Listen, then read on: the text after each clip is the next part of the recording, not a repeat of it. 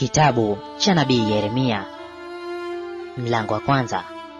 Maneno ya Yeremia mwana wa Hilkia, mmoja wa makuhani waliokuwa katika Anathothi katika nchi ya Benyamini, ambaye neno la Bwana lilimjia katika siku za Yosia mwana wa Amoni mfalme wa Yuda, katika mwaka wa 13 wa kumiliki kwake.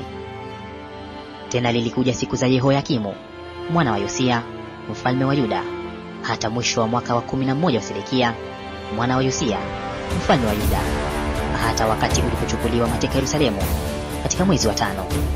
Neno la Bwana lilinijia kusema, kabla sijakuumba katika tumbo nalikujua, na kabla hujatoka tumboni nalikutakasa, nimekuweka kuwa nabii wa mataifa. Ndipo niliposema, Bwana Mungu, tazama, siwezi kusema, maana mimi ni mtoto.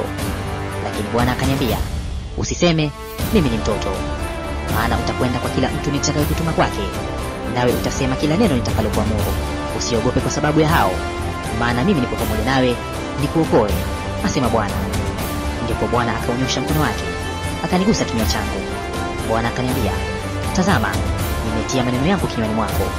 Angalia, nimekuweka leo juu ya mataifa na juu ya falme, ili kung'oa na kubomoa na kuharibu na kuangamiza, ili kujenga na kupanda.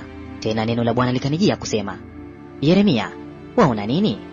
Nikasema, naona ufito wa mlozi. Ndipo Bwana akaniambia, umeona vema, kwa maana ninaliangalia neno langu ili nilitimize. Neno la Bwana likanijia mara ya pili kusema, waona nini? Nikasema, naona sufuria lenye maji yatokotayo, na mdomo wake unaelekea toka upande wa kaskazini. Ndipo Bwana akaniambia, toka kaskazini mabaya yatatokea na kuwapata watu wote wakao katika nchi hii. Kwa kuwa tazama, nitaziita jamaa zote za falme za kaskazini, asema Bwana, nao watakuja na kuweka kila mtu kiti chake cha enzi mbele ya mahali pa kuingilia malango ya Yerusalemu, na kuzielekea kuta zake pande zote, na kuielekea miji yote ya Yuda.